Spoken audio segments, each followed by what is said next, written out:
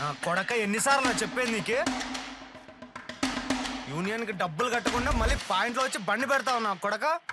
తీరా బండి. డబ్బులు కట్టకుండా యూనియన్లో ఆటో ఎట్లా తెచ్చి పెడతావు? తీరా ఫస్ట్ తీరా.